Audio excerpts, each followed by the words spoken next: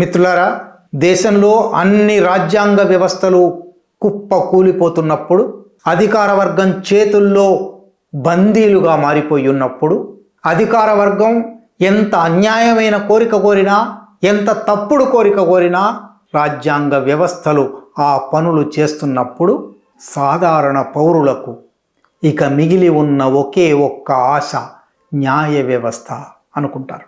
న్యాయ వ్యవస్థ అనేది అధికార వర్గానికి చట్టసభలకు స్వతంత్రంగా ఒక జ్యుడిషియల్ రివ్యూ చేయగలుగుతుంది, ఒక న్యాయ సమీక్ష చేయగలుగుతుంది. ఆ న్యాయ సమీక్ష ద్వారా లెజిస్లేచర్ను, ఎగ్జిక్యూటివ్ను నియంత్రణలో పెట్టగలుగుతుంది. అందువలనే న్యాయ వ్యవస్థకు అంతకంతకు ఎక్కువ అధికారాలు వచ్చాయి. అటువంటి న్యాయ వ్యవస్థ దేశంలో కొనసాగుతున్నది. కానీ ఆ న్యాయ వ్యవస్థ కూడా అధికార వర్గపు చెప్పు చేతల్లోకి పోతూ ఉన్నది. అధికార వర్గపు ఇష్టాయిష్టాలకు అనుగుణంగా అధికార వర్గపు కనుసన్నల్లో పనిచేస్తున్నది అనడానికి ఒక ఉదాహరణగా supreme court division bench justice Aravind Kumar, justice అంజారియాలు ఇవాళ తమ ముందుకు వచ్చిన ఒక బెయిల్ కేసులో 2 వ్యక్తులకు బెయిల్ నిరాకరించారు. ఉమర్ ఖాలిద్ ఒక వ్యక్తి పేరు, షార్జిల్ ఇమాం మరొక వ్యక్తి పేరు. అదే సమయంలో మరొక 5గురికి బెయిల్ ఇచ్చారు. సరే, బెయిల్ ఇవ్వడం అనేది 5 సంవత్సరాల నిర్బంధం తర్వాత వాళ్ళు అసలు నేరస్తులు అనడానికి వీల్లేదు. ఎందువల్లనంటే ఢిల్లీ మత కల్లోలాల కేసులో వాళ్ళు నిందితులు. ఢిల్లీ మత కల్లోలాలు ప్రారంభించిన వ్యక్తి ఇవాళ ఢిల్లీలో మంత్రివర్గంలో ఉన్నాడు. ఆయన మీద కింది కోర్టు కేసు విచారించాలి అంటే పై కోర్టు విచారించనక్కర్లేదు అని కొట్టివేసింది. ఎవరి రెచ్చగొట్టే నినాదాల వల్ల ఆ మత కల్లోలాలు ప్రారంభమయ్యాయో అతను ప్రాతినిధ్యం వహించే సంఘ్ పరివార్ సంస్థలకు ఎటువంటి విచారణ లేదు, శిక్ష లేదు. కానీ అప్పటికి సాగుతున్న సిఏఏ, ఎన్ఆర్సి, పౌరసత్వ సవరణ చట్టం, నేషనల్ రిజిస్టర్ ఆఫ్ సిటిజన్స్, వీటికి వ్యతిరేకంగా ఒక గొప్ప ప్రజాందోళన దేశవ్యాప్తంగా 2019, 2020 కోవిడ్ వచ్చే వరకు దేశవ్యాప్తంగా జరిగింది.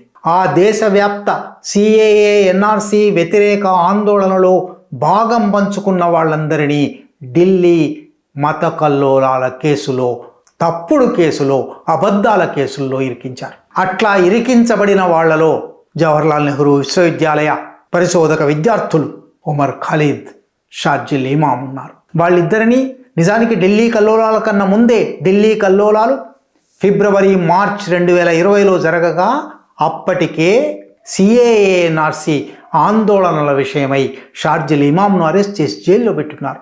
కనుక ఆయనకు ఆ కల్లోలాలతో సంబంధమే లేదు, ఆ కల్లోలాల్లో పాల్గొనే అవకాశమే లేదు. కల్లోలాలు జరిగిన తర్వాత 4 నెలలకి సెప్టెంబర్లో ఉమర్ ఖాలిద్ను అరెస్ట్ చేశారు. షార్జిల్ ఇమాం అరెస్ట్ అయి 5.5 సంవత్సరాలు గడిచింది. ఉమర్ ఖాలిద్ అరెస్ట్ అయి 5 సంవత్సరాల 3 నెలలు గడిచాయి. ఏమిటి నేరం? రుజువు కాలేదు, విచారణ జరగలేదు, సాక్ష్యాధారాలు లేవు. ప్రాసిక్యూషన్ అంటే ప్రభుత్వం తన ఇష్టారాజ్యంగా కొన్ని ఆరోపణలు చేసింది. ఆ ఆరోపణల ఆధారంగా UAPA, unlawful activities prevention act అనే చట్టం పెట్టింది. అన్లాఫుల్ యాక్టివిటీస్ ప్రివెన్షన్ యాక్ట్ అనే చట్టంలో బెయిల్ కఠినతరమైనది కాబట్టి బెయిల్ కూడా ఇవ్వకుండా ఉన్నారు. విచారణ జరపలేదు, బెయిల్ ఇవ్వలేదు.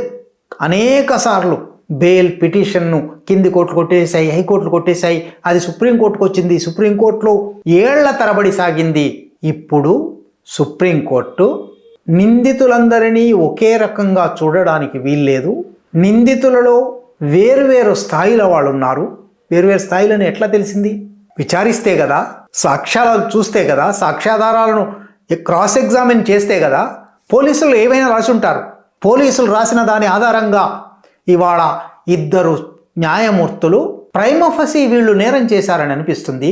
నేరంలో కూడా గుణాత్మకంగా వీళ్ళు ఇతరుల కన్నా వేరని అనిపిస్తుంది. కాబట్టి వీళ్ళకి బెయిల్ ఇవ్వడానికి వీల్లేదు. నిజానికి చట్టంలో అతి మౌలికంగా స్పష్టంగా రాసి ఉన్నది, నిర్ధారితమయ్యే వరకు, నిరూపించబడే వరకు, రుజువయ్యే వరకు నిందితులు అమాయకులుగానే భావించాలి. Innocent until proven guilty. ఇది భారతీయ న్యాయ తత్వశాస్త్రంలో మౌలిక సూత్రం. ఇవాళ ఆ విచారణ ఏమీ జరగలేదు, ఆ సాక్ష్యాధారాల ప్రవేశపెట్టడం జరగలేదు, సాక్ష్యాధారాల మీద క్రాస్ ఎగ్జామినేషన్ జరగలేదు. న్యాయమూర్తులు వచ్చి ప్రైమా ఫసి ప్రాసిక్యూషన్ చెప్పింది నిజమే అనుకుంటున్నాము, ప్రాసిక్యూషన్ చెప్పింది నిజమా అబద్ధమా తేలవలసి ఉంది. నిజమని అనుకోవడానికి వీల్లేదు, కానీ జడ్జిలు నిజమే అనుకున్నారు. అనుకొని తాము చెప్తున్నది చట్ట వ్యతిరేకమని చట్టాతీతమని వాళ్ళకే తెలుసు కాబట్టి దానిలో ఒక మెలిక పెట్టి ఇంకో ఏడాది వరకు ప్రొటెక్టెడ్ విట్నెసెస్ UAPA కింద సాక్షి పేరు చెప్పనక్కర్లేదు, సాక్షి ఎవరో చెప్పనక్కర్లేదు, సాక్షిని బహిరంగంగా చూపనక్కర్లేదు. సాక్షి పచ్చి అబద్ధం చెప్తూ ఉండొచ్చు, చెప్పించబడుతూ ఉండొచ్చు, సాక్షిని విచారించాలి కదా, బహిరంగ విచారణ జరగాలి కదా. ప్రొటెక్టెడ్ విట్నెసెస్ అని ఉన్నారు. ప్రొటెక్టెడ్ విట్నెస్ల విచారణ ఇంకా జరగలేదు గనక, సాక్ష్యాధారాలు ఇవ్వలేదు గనక వాళ్ళ సాక్ష్యాధారాలు నమోదు చేసే వరకు లేదా ఏడాది వరకు బెయిల్ ఇవ్వడానికి వీల్లేదు. ఏడాది తర్వాత మళ్ళీ బెయిల్ అప్లికేషన్ వేసుకోండి అన్నారు. అంటే 5 సంవత్సరాలు ఉన్నారు నేరం చేయకుండా, 6వ సంవత్సరం కూడా కొనసాగుతారు. మళ్ళీ అదే తీర్పులో అధికరణం 21 కింద జీవించే హక్కు చాలా ప్రామాణికమైనది, మౌలికమైనది కాబట్టి దాన్ని ఎవరు కొట్టివేయడానికి వీల్లేదు. స్పీడీ ట్రయల్, వేగవంతమైన త్వరితమైన విచారణ అనేది అత్యంత కీలకమైనది, అది జరగవలసిందే అనే మాటలు కూడా వాడి, కానీ UAPA కేసు కాబట్టి 43D5 అనే ఒక నిబంధన ఉంది కాబట్టి విచారణా కాలమే శిక్షగా మారుతుంది అని అనుకోవడానికి వీల్లేదు అని కూడా ఒక మాట అన్నారు. నిజానికి ఇది ఇప్పుడు దేశంలో ఎటువంటి చీకటి కమ్ముకొస్తున్నదో చూపడానికి పెద్ద ఉదాహరణ ఇవాల్టి సుప్రీంకోర్టు తీర్పు. ఉమర్ ఖలీద్, షార్జిల్ ఇమాం ఇద్దరూ అత్యంత ప్రతిభావంతమైన పరిశోధక విద్యార్థులు. వాళ్ళు ఉపన్యాసాలు ఇచ్చారు, వాళ్ళు ఆందోళనలో పాల్గొన్నారు. హింసాత్మక కార్యకలాపాలతో సంబంధం లేదు. వాళ్ళ ఉపన్యాసాలలో కూడా డాక్టర్లు ఉపన్యాసాలు, వాళ్ళు చేసిన ఉపన్యాసంలోంచి ముక్కలు కత్తిరించి ప్రాసిక్యూషన్ సమర్పించింది అని కూడా డిఫెన్స్ న్యాయవాదులు ఇప్పటికే రుజువు చేసి ఉన్నారు. అయినప్పటికీ విచారణ లేకుండా, సాక్ష్యాధారాలు లేకుండా వాళ్లను 5 సంవత్సరాల పాటు నిర్బంధించారు. మరొక సంవత్సరం పాటు బెయిల్గా అడగడానికి కూడా వీల్లేదు అని ఇవాళ తీర్పు చెప్తూ ఉంది. దేశం ఏమైపోయేట్టు.